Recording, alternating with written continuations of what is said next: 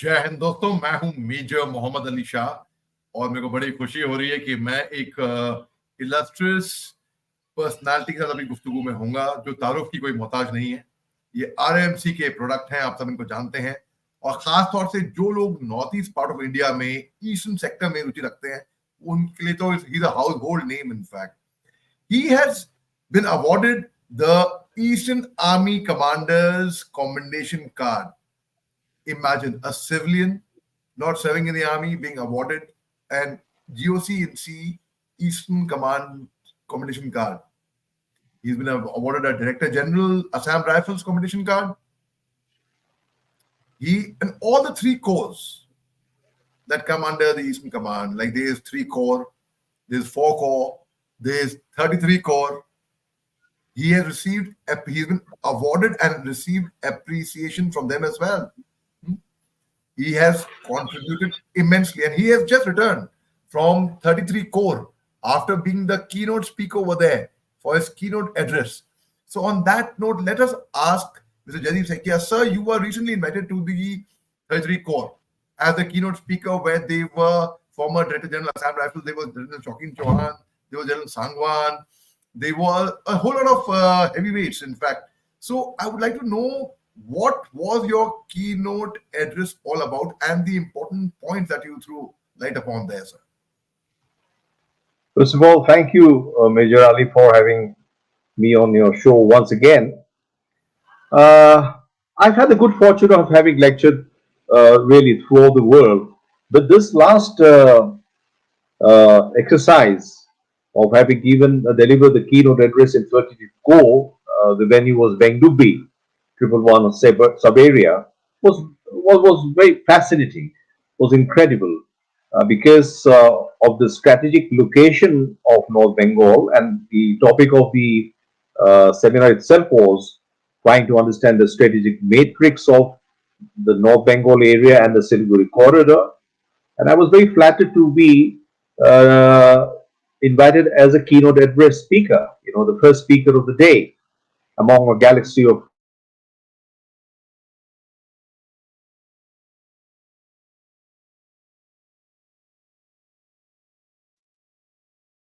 Can't hear you, sir.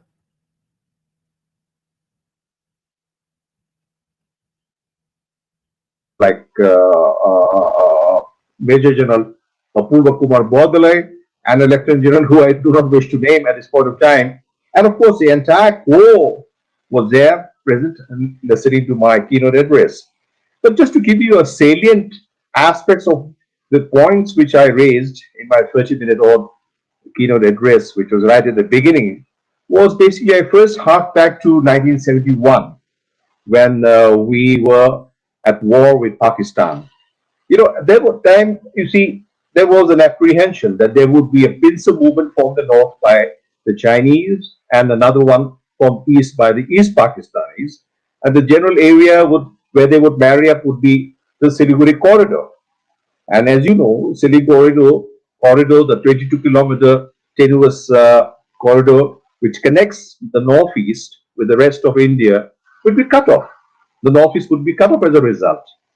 Fortunately, 2024 is not 1971, and of course, as you know, the brave Indian Armed Forces, we liberated East Pakistan and Bangladesh was born.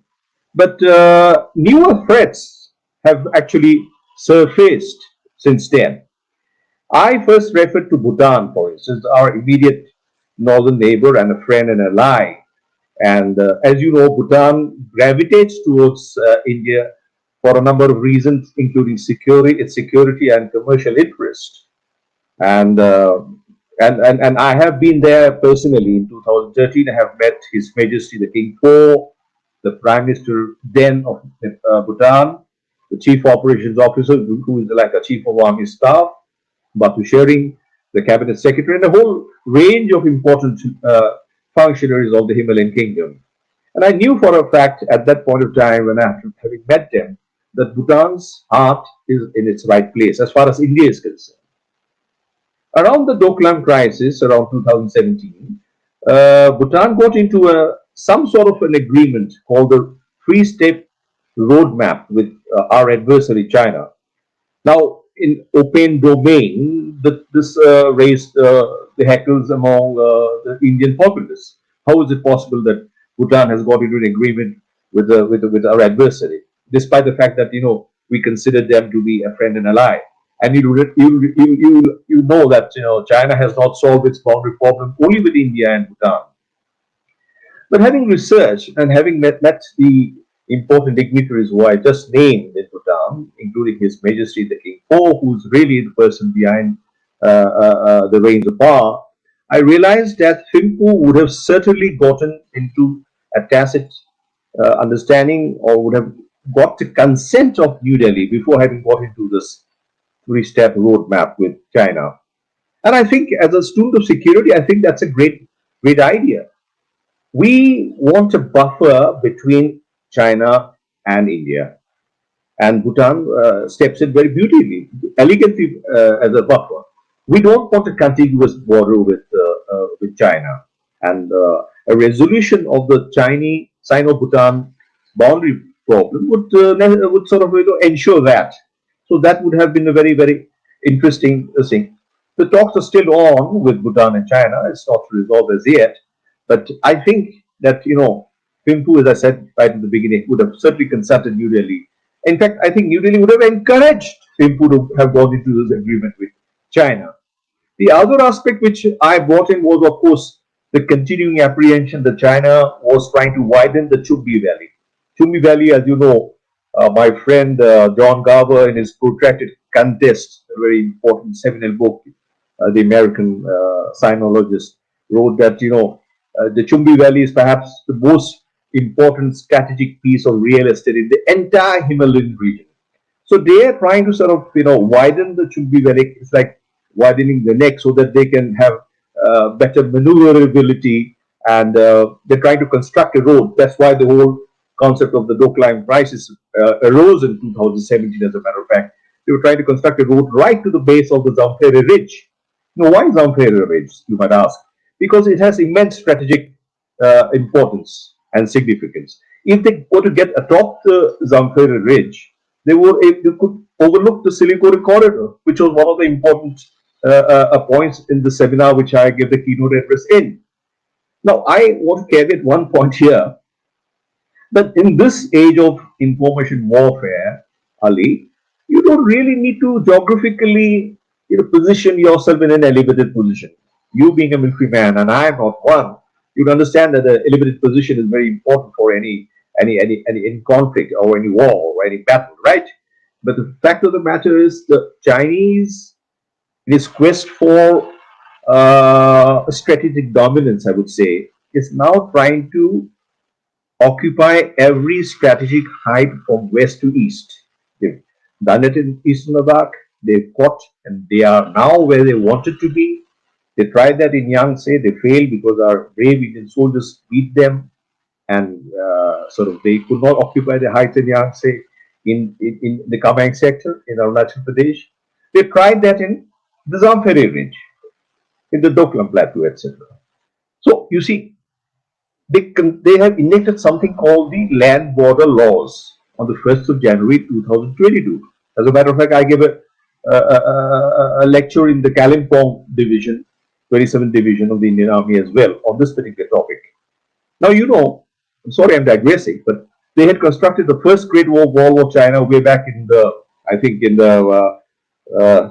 221 BC. The Emperor Huang had constructed to keep away the Mongol invaders, the invaders from the European steppes, etc. But as you know, when you construct a wall around your compound, you do it for two reasons, not just one. To keep the neighbor's dog away from getting into your yard and defecate. But at the same time, willy-nilly, you don't cross across. So after having got to the position of an elevated height, which he wants to, the Chinaman, he would sort of go for a peaceful resolution. This is my understanding. And I'm happy to say that the powers that be in New Delhi also is getting around to this particular position. So, as I was saying, in this particular age of information warfare, Ali, you don't really need a physical position except for the reasons I've just referred.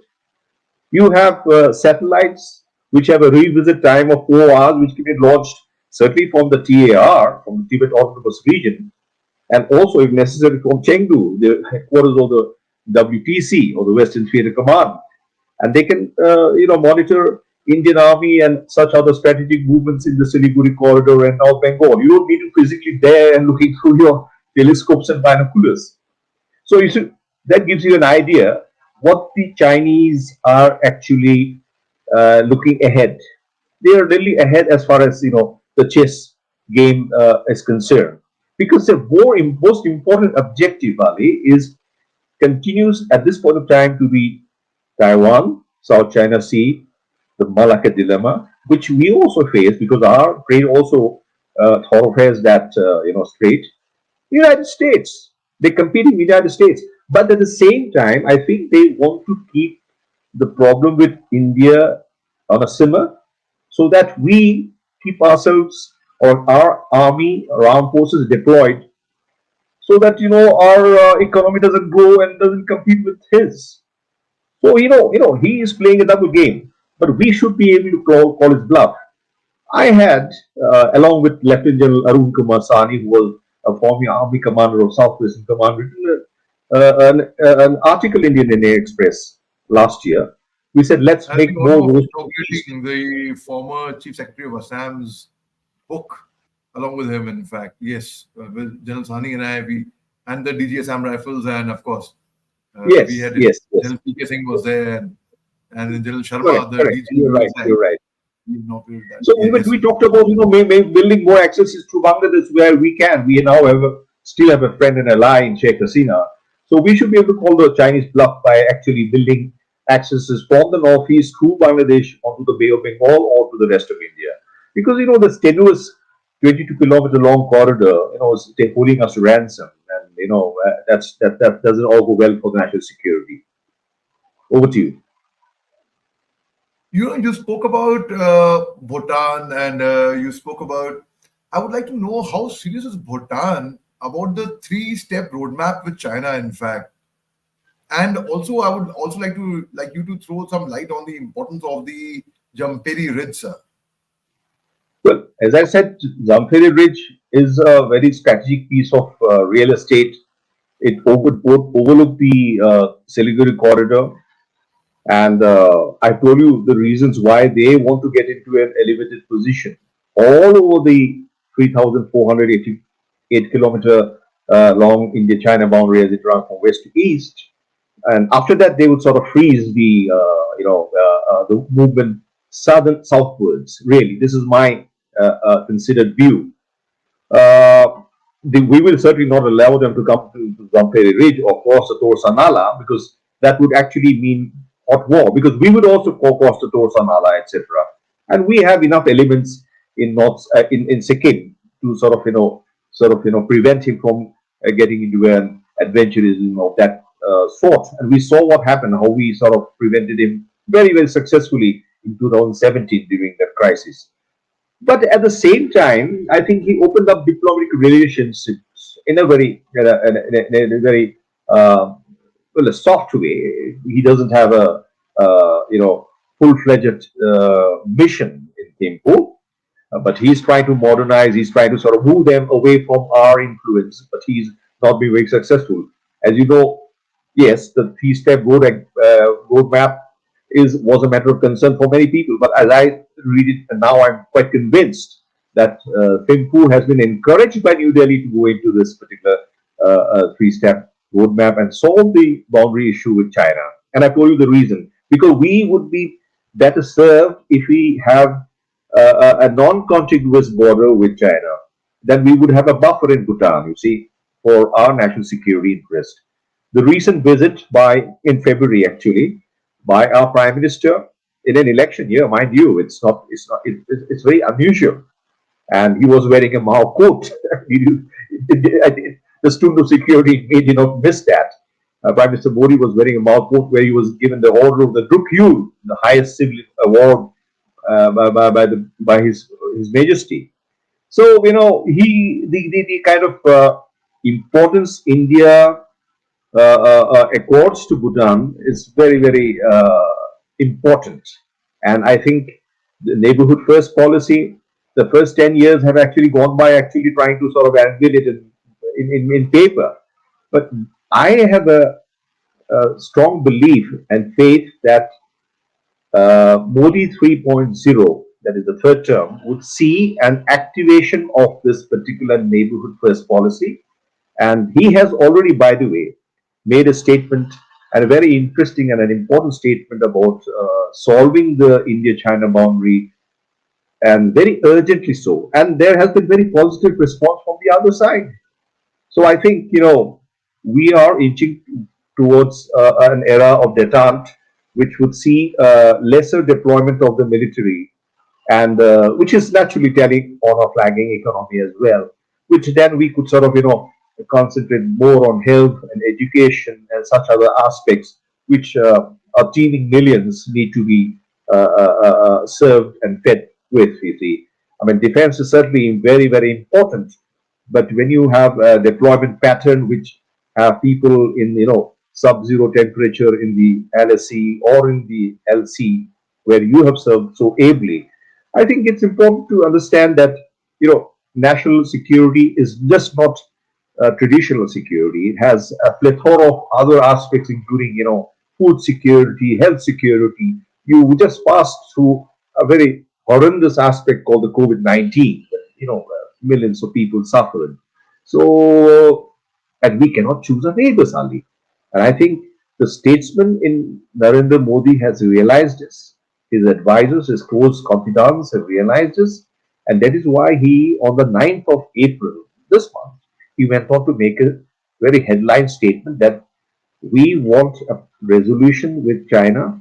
We want a speedy and a very urgent resolution with China. And I'm happy to say that he has echoed some of my thoughts, deeper thoughts, which I've been sort of, voicing in various fora and in my writings. Over to you. The statement you made by the which was referred to that the Prime Minister had made on Indo-China relationship. I think if I'm not mistaken, you are referring to the 9th April statement where he said Correct. that it's important for Delhi to maintain good ties with Beijing. In fact, and it was a very important statement. I would also like to know what you make out of that statement further on. But I also will say that China believes in Islamic slicing. If I refer to an incident of hello. Yes, yes, I can Yeah. hear you. Hello. Can you hear me, sir? Yeah, I can hear So you. if I refer to an incident, if I can refer to an incident of almost 3 years back, China had entered Hamla district, which is 70 kilometers from Pithoragarh, near Nepal border, and they had constructed pillar number 11 and 12 over there illegally. And initially the Nepalese Prime Minister that time they denied it, and when satellite imagery came in, it was because technology will not lie. So it was shown that Chinese, and it's been proved time and over again, that China believes in Islamic slicing.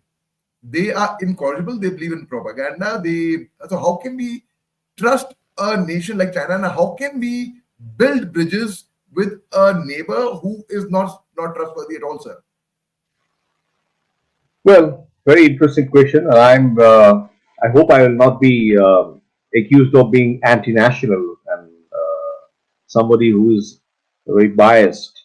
But I will answer my question very candidly and be very frank with you, Ali, because I feel, and certainly I don't need to, wear a tricolor on my sleeve to prove my patriotism. My friends who know me since I was an 11-year-old, wanted to join the Indian Army as a Colin was medically unfit because of hypertension in Bhopal SSB. Cannot doubt my patriotism. But having said that, let us call spade a spade.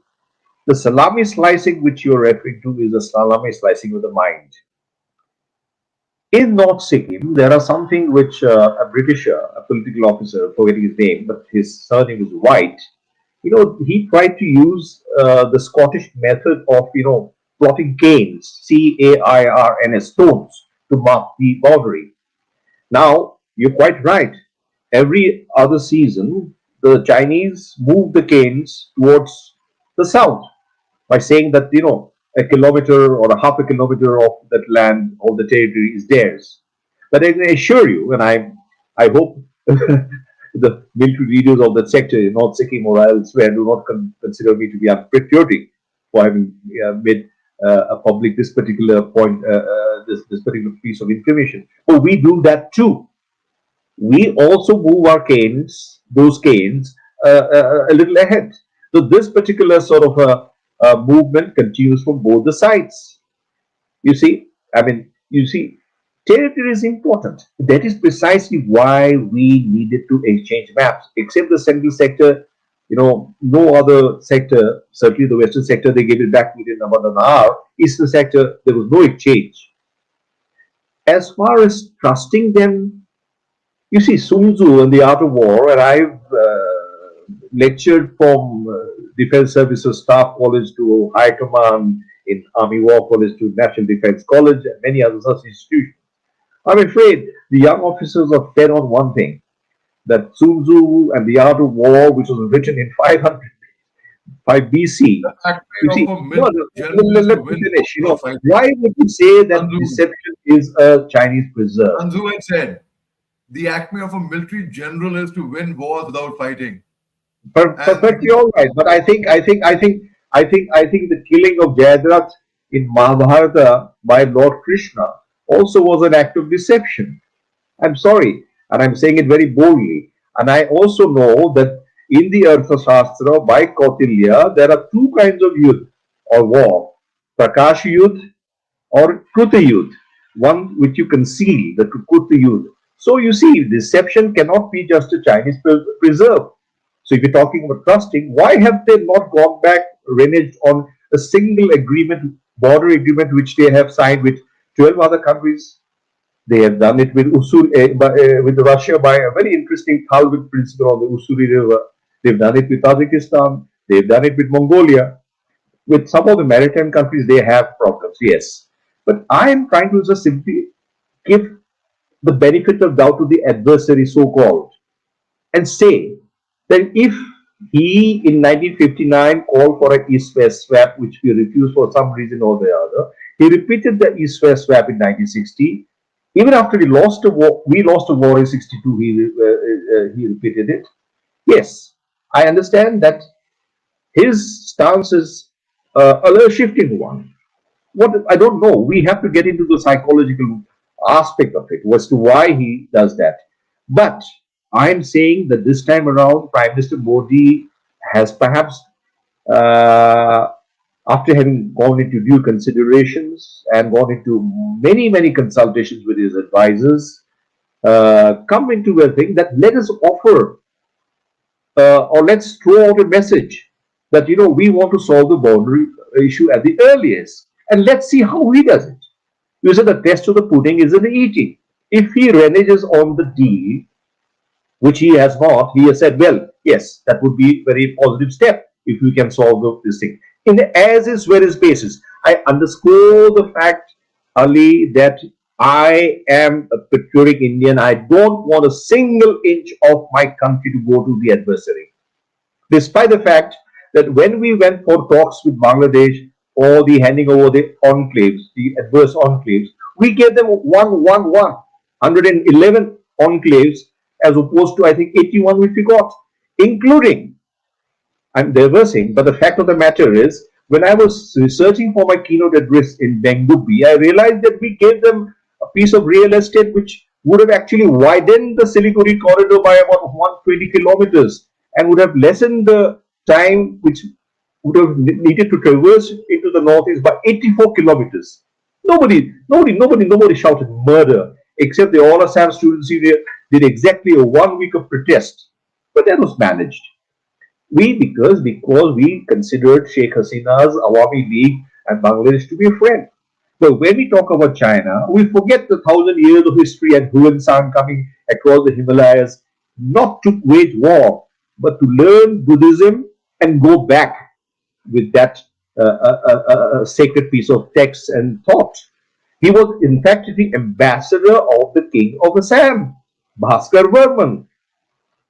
Bhaskar Varman sent him to Harshavardhan's kingdom of Thaneshwar. Can you imagine? These things are forgotten. I am not for a moment saying that, you see, we should be any less cautious when we deal with any adversary or with a friend and a foe. But the fact of the matter is, I am very frank with you in this particular interview because I feel that there are extra regional powers, and I don't know the name it at this point of time, who want India and China to be in a state of perpetual war. And that is eating into our economy, that is eating into our quest for regional or perhaps even superpower aspirations. So I'm simply saying that we cannot, at least hypothetically, we cannot say that deception, a 500-year-old or a 5 BC when it was written, Sun Tzu wrote The Art of War, is simply a Chinese preserve. I've talked about Jayadratha, how Sudarshan Chakra, blinded the sun, and Arjuna was able to kill Jayadratha to avenge the son Abhimanyu's killing. So that was in the Mahabharata. So when we talk of deception in war, Arthashastra, Mahabharata, and everything else actually points to that fact as well. Over to you. Sir, right. So what you are saying makes a lot of sense, but I would like to know why did an incident like Galwan happen almost 4 years back, where Sorry, Colonel sorry. Babu It's like from Bihar, where Colonel Babu from Bihar regiment, he was martyred. In fact, he was awarded the Mahavir Chakra. I had the honor of interviewing his father, in fact, and also Yangtze for that matter, in the eastern sector. So such incidents had been happening. We've had so many rounds of talks, co-commander level talks with the with China on the border, and so far they've all resulted in stalemate. So if what you are saying makes sense, but then I would like to know why these incidents, according to you, have happened, sir. I'm afraid I can only talk about Yangtze. I bow my head in reverence to Colonel Babu and the brave Bihar Regiment soldiers who died in that very, very unfortunate incident in Eastern Ladakh. I salute them. As a proud Indian, I bow my head in reverence. But I am not privy to the details of what happened on that fateful night. And about Yangtze, as I said, in my first very answer that they are trying to get to a higher ground. They have always been coveting Yangtze. You see, we are sitting, Yangtze, if you know the geography, is not too far away from Yankee One. I was supposed to go last year, but because of my medical condition, I was prevented or rather counseled not to go there. But I will go there one day. But the fact of the matter is, they want higher ground, as I said, because they are trying to construct the second Great Wall of China all the way from west to east. Once they get there, and the land-borne border laws are already in place, and I can assure you, they would sort of now they're already making a positive response to the Prime Minister's overture. So then they would sort of freeze the boundary on a as is where is basis. The as is where is basis is okay for us. But the perception for him over the LSE or the McMahon line, which he doesn't agree with, continues to be little, ambiguous. So he's trying to sort of, get to a position of strength by getting into the Yangtze higher ground. That's all. Once he gets there, he said, "Oh well, yes, as is where it's now complete. Let's now talk." So he will have a boundary commission. We'll have a boundary commission, and then you see, as was offered by him in 1959, 1960, towards the end of 62, even during Rajiv Gandhi and I think Prime Minister Bajpayee's as a foreign minister's visit, the East-West swap was actually made. But for some reason, and no less a person than Tang Xiaoping, on two occasions, Foreign Secretary Sham Saran tells me about that Tang Xiaoping gave an interview to the journal Vikrant, and he also spoke about it quite publicly, that, we're giving you Arunachal Pradesh, keep it because it's more naturally, resource endowed, but we're keeping Aksai Chin. And Aksai Chin is already theirs, like it or not, They're not giving any inch of theirs, but we are not giving a single inch of Arunachal Pradesh, which they call Southern Tibet. And they wanting to rename certain places in Arunachal Pradesh, which has created such a furor in the country, is simply posturing. How does it make a difference? I think Foreign Secretary Jaishankar is quite correct. If I call you Akbar instead of Ali, how does it make a difference? It doesn't. It will not change your character or your demeanor or your your persona in any sense of the word. Arunachal Pradesh is an integral part of India. All I'm saying is that we cannot choose our neighbors A and B. Let peace be given a try. If still we are deceived, then of course we have other means to sort of solve the boundary issue, as we have done and as we are doing. But look at the cost benefit analysis of non deployment of forces in the sub zero temperature. As a citizen of India who is a student of security, I understand that the security is also a factor of development. We need to develop a country, not at the cost of deploying troops after troops in that inhospitable terrain and not being able to feed the teeming millions. You see, that is the India of my dreams. That is the India of Modi ji's dream. Yes. I would like to also know what are the other aspects that you touched upon in your keynote address in when you went to the 33 core, where there were heavyweights and senior officers sitting in front of you, and how was the feeling, firstly, and what were the other aspects that you touched upon, sir, in your keynote address? I'm glad you asked me this question. I was wanting to avoid it because the the concept note itself avoided it. But better sense prevailed, and I was able to, having pointed out the fact that maybe the concept note of the seminar which was sent to me in Guwahati missed it or deliberately kept it away from our view. Realized that one very important aspect, which is well not military in the in the very traditional sense, was missed, and I pointed it out. I spent about 5 to 7 minutes, and I'm going to talk to you about here. Incidentally, I want to underline the fact that I'm not a communal man. I'm not a communal person. I read the Holy Quran as much as I read the Bhagavad Gita or the Bible, and I have believed, firmly believed that Bharat, that is India, is a secular country for all religions, and that is the way our founding fathers wanted this great country was to be molded and preserved. Having said that, North Bengal and Siliguri corridor is emerging as the epicenter of radical Islam. And I use the word Islam in a very, very, cautious way. In my book, Terror Source Frontier Islamist Militancy, Islamist, I never called it Islamic because I feel that terrorism has nothing to do with Islam and vice versa. I can go on and tell you how the word jihad itself, which I have never used in my book, is a misleading term. It comes from the word juhud. There are two kinds of jihad: jihad akbar and jihad ashkar. Jihad akbar is a fight within oneself, the shaitan within oneself. Jihad ashkar, or lesser jihad, is of course to protect the qawm. Even the Holy Prophet took the sword when his qawm was in danger. But is the qawm in danger in India? I do not think so. If that were to be the case, I can understand. But, and as you know, there are important five mazhabs in Islam, starting from the Hanafi to the Hanbali. Shafi, of course, is Shia, and then we have, other such mazhabs. We in India are a very moderate lot, the Hanafi school.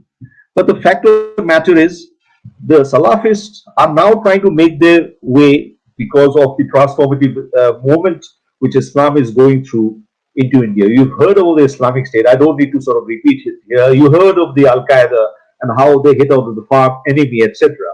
We have known, if people thought that Islamic State is down and out, we just have to look back about a month ago and see what happened in Moscow. So, this region, which is, we have Bangladesh to the east, we have Nepal to the north, and of course Bhutan. But most importantly, Bangladesh and Nepal. I don't have time to go into the dynamics of Bangladesh, but just suffice to say that there are actually two Bangladeshes. The pre-1971 Bangladeshi populace is very pro-India. That is why they fought alongside our army, and we got them liberated, and Bangladesh was founded. But the post 1971 generation, Ali, is very pro Pakistan and identified itself with the global Salafi movement. So much so that, you know, that is why you have the Bangladesh Nationalist Party and you have many Tanzims, etc., who are rabidly anti India. Now, these people, along with the Islamic ISI of Pakistan, are rebel rousing. Hmm. It is just a matter of luck that we were able to aid the recoronation of Sheikh Hasina this time around in January 2024. God forbid if something were to happen, we would have had to go back to the barrack politics and the Islamist. I use the word Islamist, not Islamic. Backed regime, which would have opened up a different front for us. Now, in this particular area of North Bengal and Siliguri, you see, you have rabid Islamist, mushrooming of madrasas and this, like, which are very Salafist thing. And in Nepal, there is and a study has been done. I don't want to name the organization, a very important organization has actually done a study on this particular region and found out that this is the epicenter. In Nepal, there is something called the Islamic Nepal Sangh, which has very important linkages with the Islamic State and the IS of Pakistan.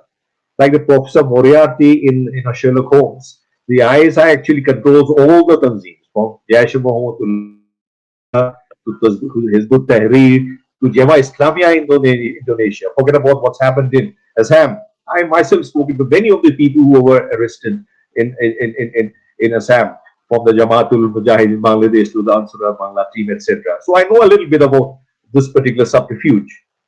Now, social formations in this particular region. Nepalese women are marrying into radical Islamists. A new social formation is, growing. Now, if this is not nipped in the bud, perhaps it was not the duty of the army or the 33 Corps, and well, I don't want to name names, but I asked him later on. I said, I brought up this particular topic, and since you asked me this pointed question, I'm telling you, I brought up this point. I said, why was it not included in the concept note? Well, they said, well, it's a very sensitive thing. But I said, gentlemen, this could turn around and sort of be your problem tomorrow, because in today's India's democracy, willy-nilly the Indian army, and you have done it yourself in Manipur and Nagaland, everything fails, the Indian army is called in. So, you just be prepared for it. And a seminar is a seminar. It's an academic exercise. So be prepared for it. Do a study of it as much as the certain national security agencies have. And I'm quoting from some of the studies. I myself have been to the area long ago, but I'm not a specialist of anything. I'm a student of security, and I keep reminding you all. But there is a growth of radical Islamism of the rabid kind in this particular area, North Bengal area. And the ingress of the Islamic Sun Nepal, the ISI, the Tanzims who are under pressure in Bangladesh as a result of the action against them by Sheikh Hasina's government are entering this region. A lot of money are flowing in from places like Saudi Arabia, Qatar, etc., etc. Nothing wrong if it is just religious. But if there is a anti-India agenda, it is my duty as a student of security to point it out, especially if it is a security sort of conference or a seminar. And I did just that in my keynote address, Ali. And tell you again, I'm not a criminal person. The first chapter of my book, Terror Sans Frontier, Islamist Militancy in Northeast India, which I wrote during my higher research in the United States, says shadow over crescent. It's just a caustic examination and a cauterization of the fact that Islam has nothing to do with terrorism or vice versa. I, in fact, quoted in one of my chapters and named it. I call it Al Kafirun. I mean, the Holy Quran. Well, it's the Holy Prophet, the Nabi. He says Al Kafirun, where he says, "To you your religion, me mine." There is absolutely no conflict. You see, Islam today has been misinterpreted by a few people And that is why this entire problem is started of Nizam Mustafa. And that is why Popular Front of India had to be finally banned. They were working towards India 2047, where Islamic rule would sort of prevail over the entire country. Now, that is not acceptable. As much as no other formation superimposing its thought or its provenance upon Islamic or Muslims is acceptable to at least a person of my righteousness or intelligence. I am a secular person. I believe in only one thing: the tricolor. I salute by it. I abide by it, and I will die by it. Very well said, sir. Very well said. Sir, you have been very modest in saying that you're a student of security and such things, and whereas many people like us, we learn from you, we consider you as an expert, in fact, and but you have always played it down. In fact, of late, I'm sure you would be aware of this. We've heard the grapevine says that there has been a lot of talk about you taking up a senior national security management position in Delhi, especially, I mean, Oh, perhaps going to happen post elections. So, what is your take on that? What do you, when people ask you, I'm sure people would have asked you this question, and and how do you answer this question? What do you say about that? oh, Ali, I think that's it's just anecdotal, really.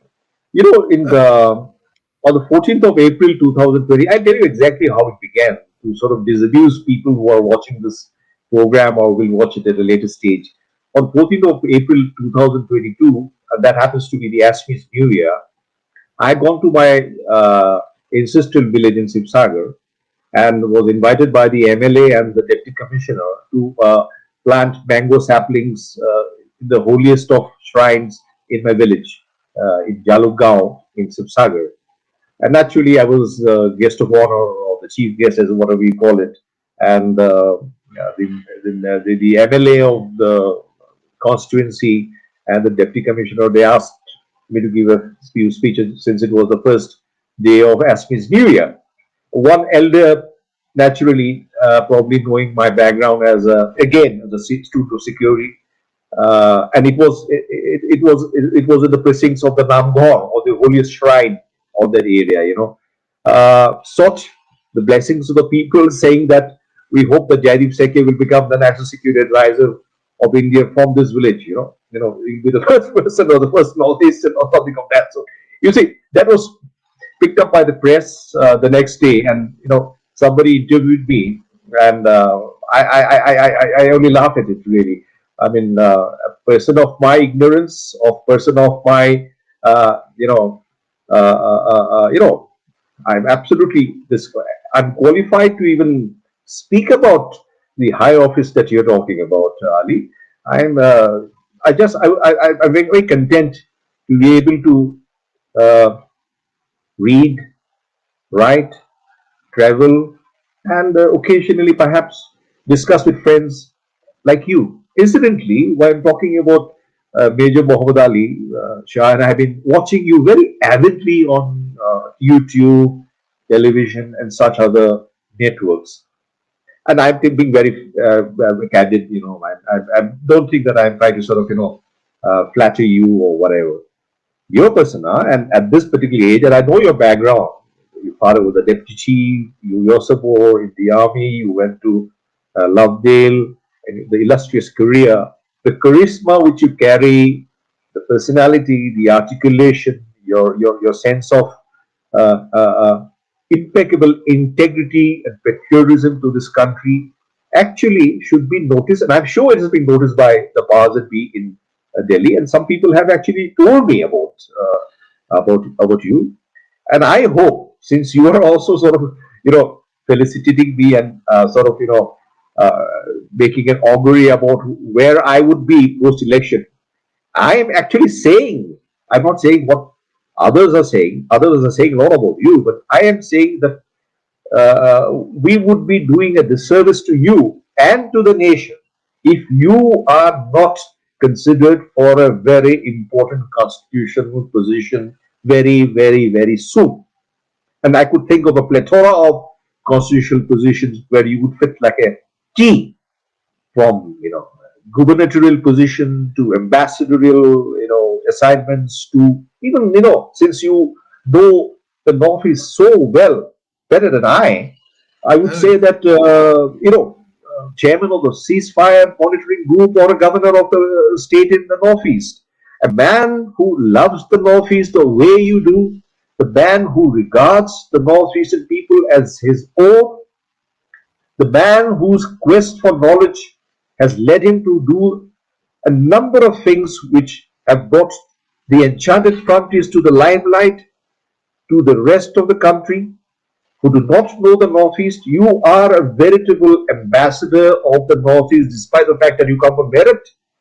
And I am praying to the Lord, the Almighty, that the powers that be in New Delhi, who are probably listening or would listen to this particular program, considers you to be a very, very important uh, uh, uh, uh, constitutional governmental position very, very soon.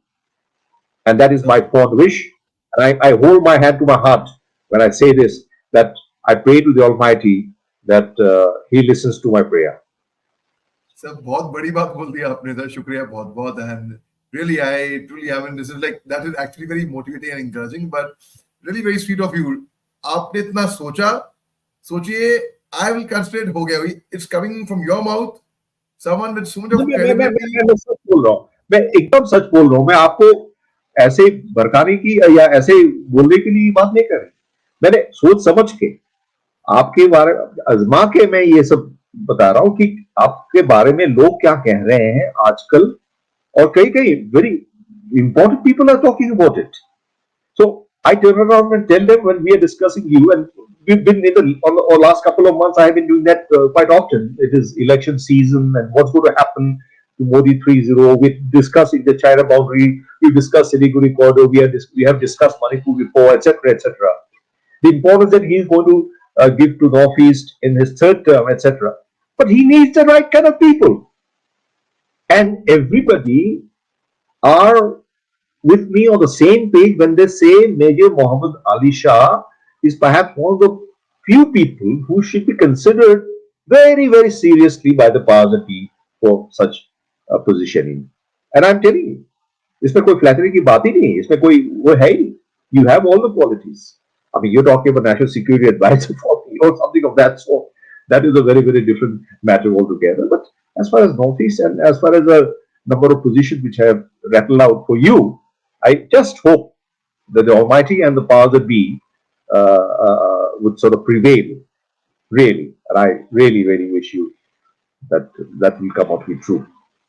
So that's very sweet of you to say that. Really, I'm overwhelmed कि आप ऐसा सोचते भी हैं, यही बहुत बड़ी बात है मेरे लिए सर. शुक्रिया बहुत बहुत. Right. Sir, we were talking about the national security, sir. I would like to know, in your view, what should be the for any person to be a successful national security advisor, especially in India, to be a very successful security czar, in fact, what should be the required qualities first? And secondly, why is it that it so happened that we've never had anybody from the army background who has been an NSA so far, sir? Well, I have written a couple of a series of articles called "The National Security Should Be Made of Sterner Stuff," and there I had actually preferred the second question, second half of the question. Why, as to why, say, a former army commander who, as a young captain, was in the LSC or in the LC. Let's talk about China, for instance, because after all, a national security advisor is also the special representative for talks, boundary talks with China, as you know. And I'm not sort of, by the way, ascribing any blame to the present incumbent or earlier incumbents. There is, I know, a turf war between the Indian Foreign Service and the Indian Police Service at this point in time, who should be a better national security advisor. And national security advisor's role, which I'll come to in a moment, is a very mix and match of both. It is internal security, but it is also external security.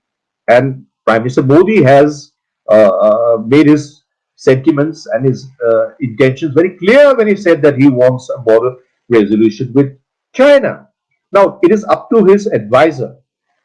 His most important principle that is the National Security Advisor, to aid his objective as an intention as the elected leader of this country.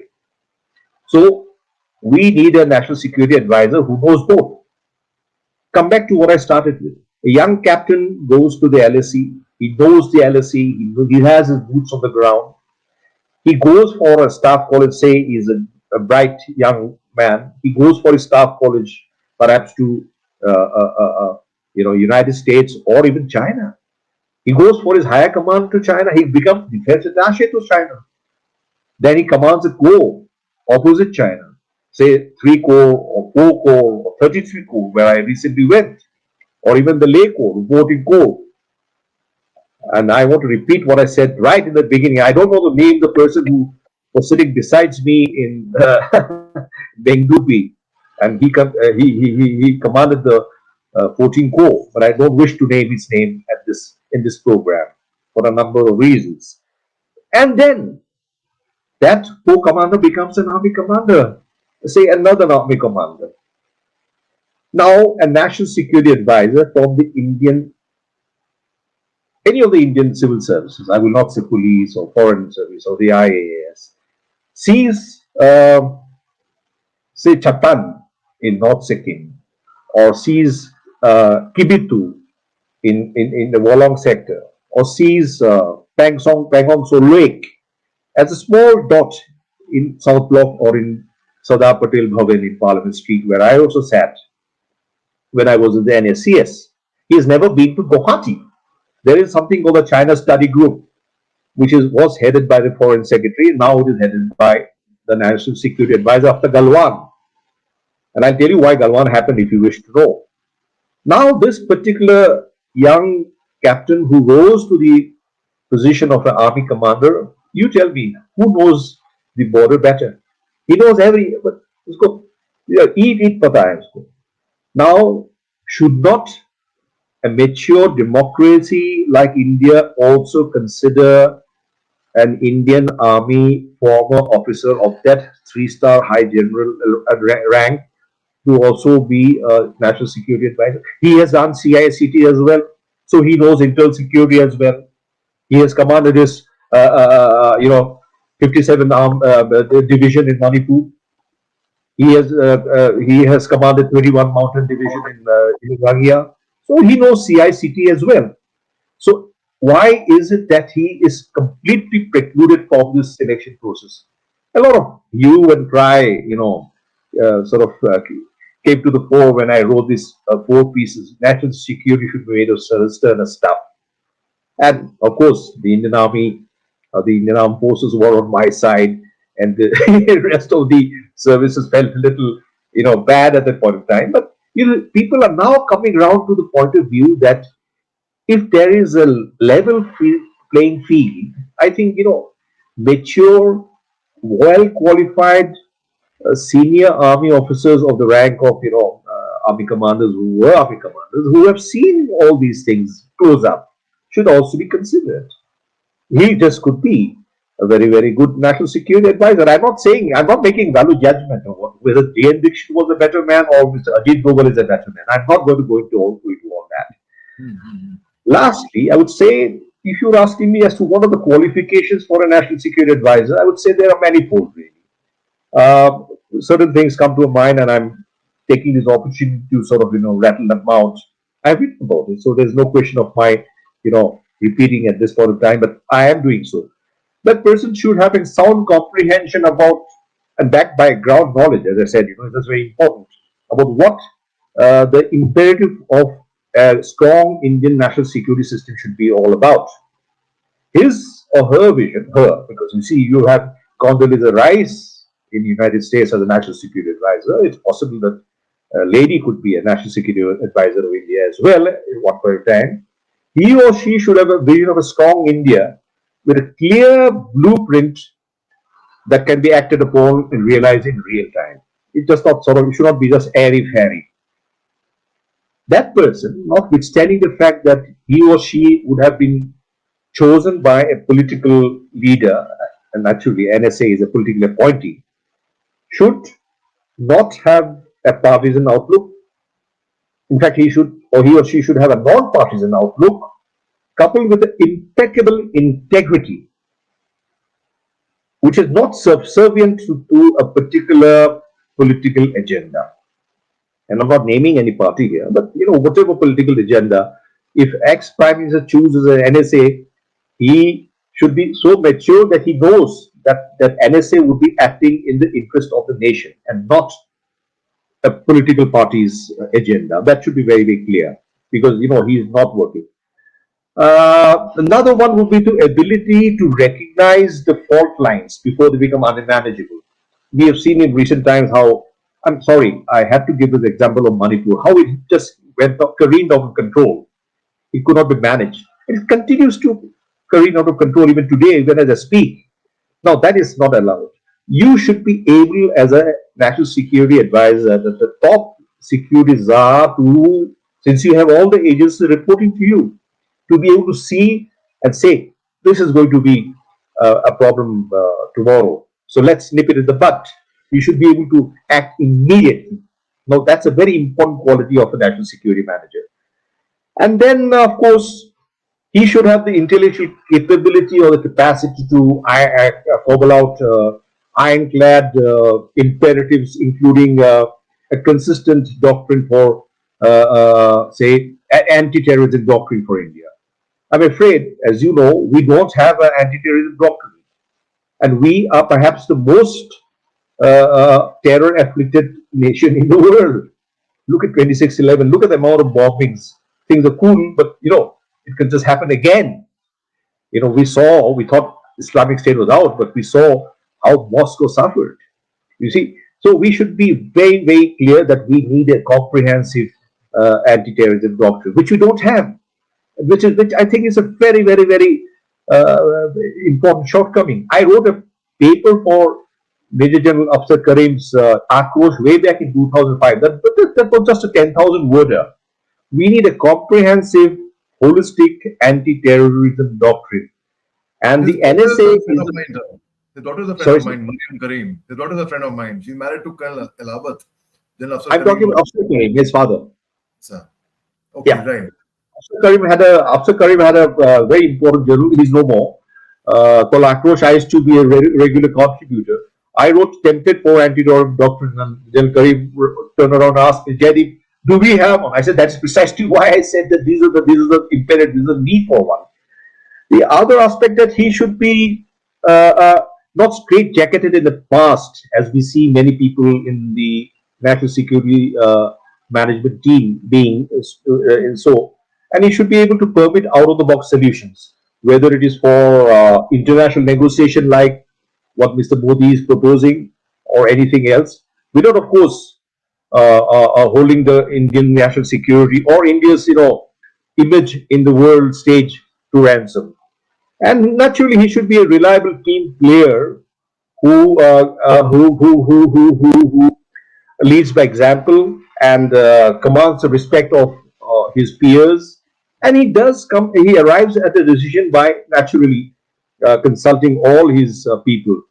But the opposing views should also be factored in. But the fact of the matter is that uh, they should speak in one voice, and he, as the number one security czar, is the voice. I cannot think of anything else. And opposing views, as we see, and I don't want to talk about it at this point of time. Two lions in the same jungle. You know what I'm referring to at this point of time. Right. Foreign policy, security policy. We don't want that sort of thing. India, if it were to aspire for great power, aspiration of being a regional power, ultimately a superpower, we need people who are mature, who have the vision to take this great country of ours by leaps and bounds. And you must understand that he is the ear and the eyes of the Prime Minister of the country.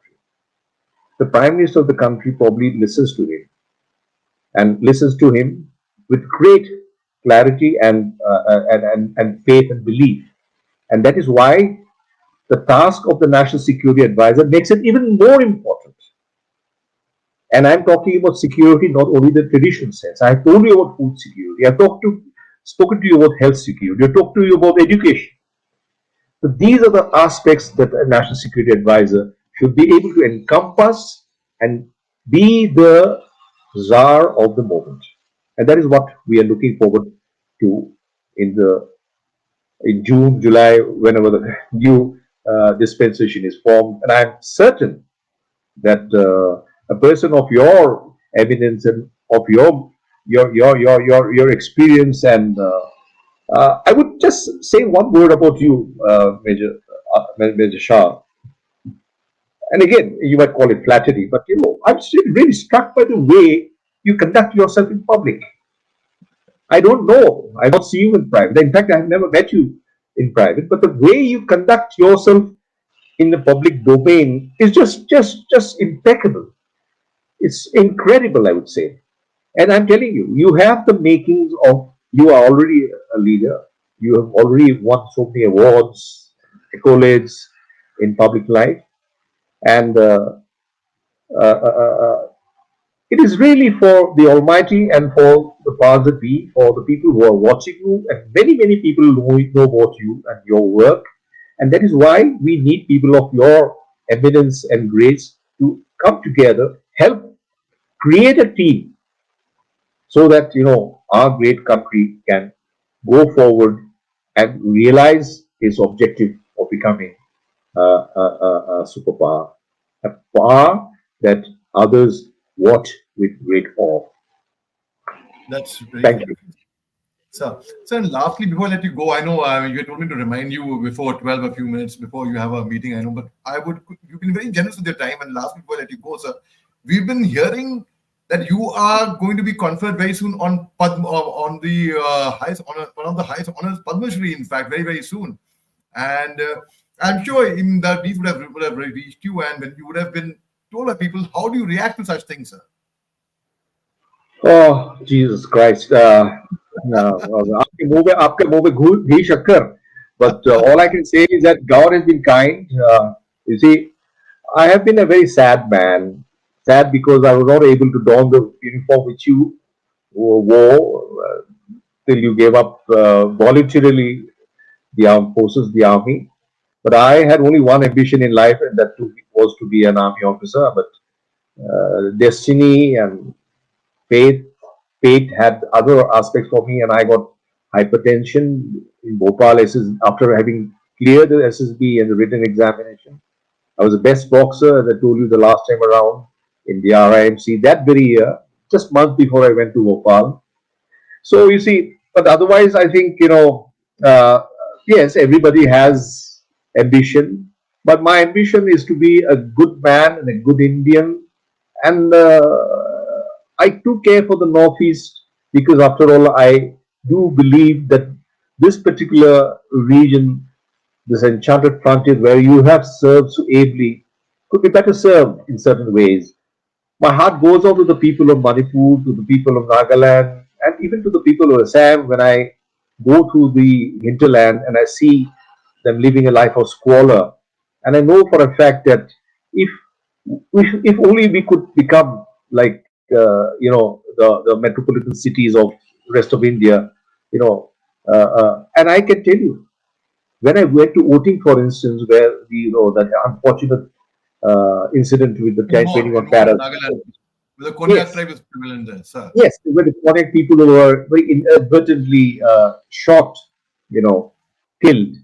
It was to the best of my knowledge. Well, just a minute, sir, just a minute. You had told me to give you a reminder at 12. You had this meeting. I don't want to be held accused, guilty of not reminding you. So, but I would quickly, I'm so sorry because I know you have to go, sir. But I would say your research on the Indo-China boundary has been made, it's made quite a mark on the military establishments of a country, sir. You've also been to China on the track to dialogue with them and have traversed the entire eastern sector, despite the fact what is really commendable and inspiring for all of us. You have a metallic implants in your right leg. That was a result of almost a fatal fall that you had while slithering. One of the Well, army in three battalions. Maha Regiment, yes, in three Maha Regiment, way back. And you know what? When I stand up to give a lecture, as I did in Bengubi recently, My leg was shaking. Thankfully, there was a rostrum in front of me. And when I came back, and I naturally, the Rimpolian in me doesn't go up to the stage in a slipper, but wears my Oxford patent shoes, it swelled up like a balloon. But that has not deterred me to go to places like Kinjamane and Namkachu and My Kibitu and goodness. OPG, etc., etc. In the end, I really thank you. But you see, this is I'm grateful that you have asked me certain searching questions, and I've been very candid in my answers. And many people would Very probably correct. think otherwise. But I feel that this great nation of ours need people like Major Dr. Mohammed Ali Shah to pave the way, the golden gilded path which will take us towards freedom from fear, towards success, towards prosperity, towards higher ground. And if we are talking about India China boundary issues, we're talking about health issues, etc., etc., I implore you that you must actually accelerate your the way you have been sort of showing many youngsters. Like I know that, for instance, you went to your school, Lovedale, very recently as a chief guest. Please inculcate the same amount of Josh and gusto and the feeling of patriotism and love for this great country of ours in them as well. I, as a Correct. Rimkolian, have failed to do so because of various reasons, including an indifferent health and not being a very moneyed man, a man who lives only on, and I'm not ashamed to say that, only by way of writing and and even on charity. I'm not ashamed to say that. At the age of 57, where I could have been somewhere else, the cruel fate has taken me elsewhere. And but I'm also very No, fortunate that I you have know, very literally good friends. I have something very great good is friends waiting in here. store for you, sir. Something great waiting for you in store, and No, no, I am hoping the since Almighty. I take this opportunity, Dr. Shah, I want to tell you one thing. I have been very great, fortunate that I have had people across the board, and Sir, I don't आपका want to time हो name गया them. है. Your time for your Let me time for just have giving my me last online word. meetings, sir. You will hold me responsible for that. Your time, No, no. Let me say, you have to you join see, the online you see, meetings, you sir. see, you see, you see, Right, you sir. see, Sir, Almighty, sir, Almighty, I don't want Almighty. to be held accountable, but later on you'll accuse me that तुम्हारी वजह से मैं late हो गया meeting में. So it's been such a pleasure, and I'm wearing rifle style जहाँ से आपको अभी recently competition card नवादा गया है. Sir, I sincerely thank you for your time, sir. And I'm like a responsible officer. मैं like a good staff officer. I'm telling you, sir, आपका online का time हो गया वहाँ पे, and बाद में I don't feel like hanging up at all. But it's wonderful. It's been a pleasure speaking to you, sir. Jai Hind, sir. Jai Hind. And just going